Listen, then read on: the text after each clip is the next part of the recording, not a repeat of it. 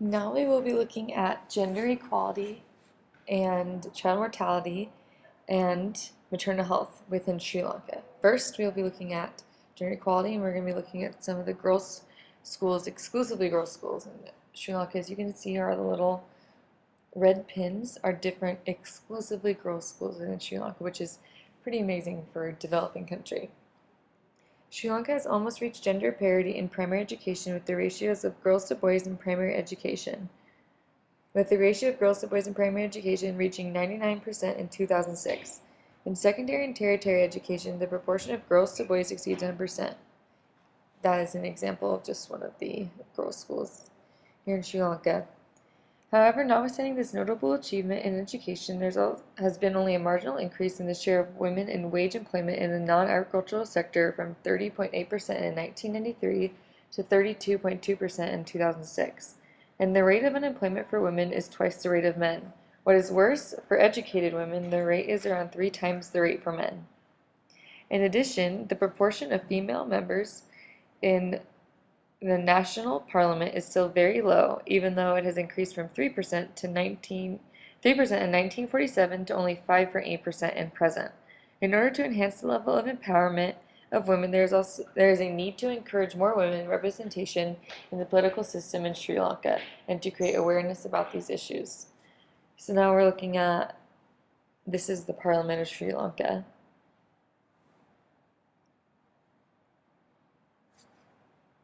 There's a lot that we can be doing also to empowering women. We'll be looking at a couple of different women's development places. Here's an example of one we're going to, and it's in a more rural area, and there's dozens of them within Sri Lanka.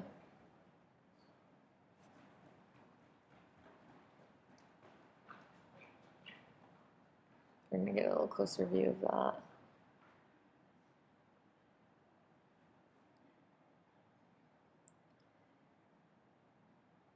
Okay, now we'll be moving on to child mortality, and we'll be looking at some of the children's hospitals right now. Sri Lanka has been extraordinarily successful in reducing child mortality over the last half-century.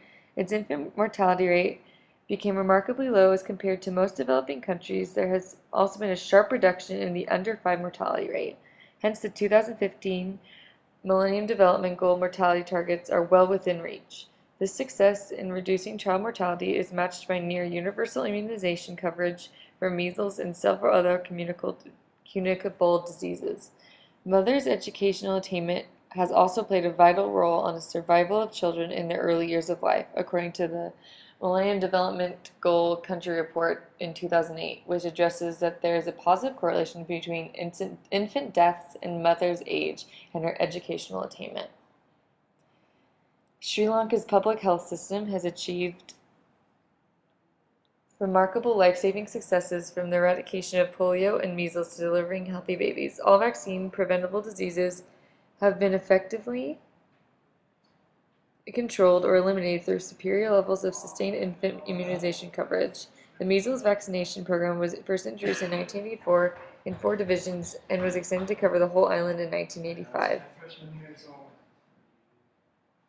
Considering more than 3/4 of infant deaths still occur in the first month of life, the further reduction in infant mortality necessarily needs to be driven largely by a reduction in neonatal mortality, which are considerably more difficult and expensive to attain.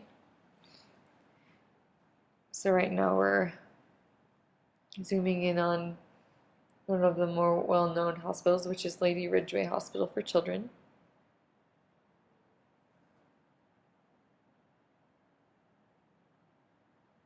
There's also a good deal of clinics just for children too, and we're going to an example of one in a more rural area. So there's, besides in Colombo, the capital, there's also access to these kinds of clinics outside of the more urban areas.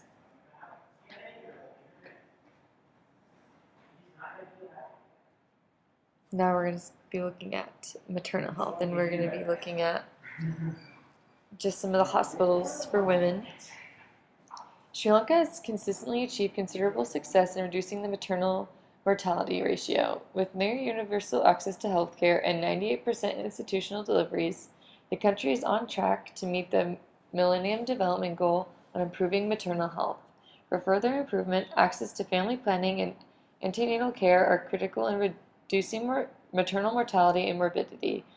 However, the contraceptive prevalence rate, which is one of the common indicators to monitor the use of family planning, has only shown a slight increase from 66% to 68% between 1993 and 2006-2007.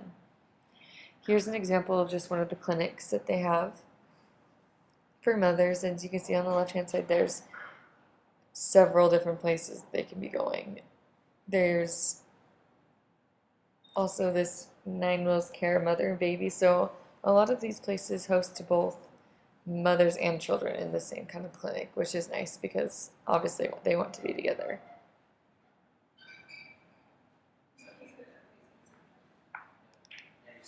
Next, I'll be taking you to a reproductive center. It's in Colombo, which is pretty sophisticated for a developing country too, to have a reproductive health center.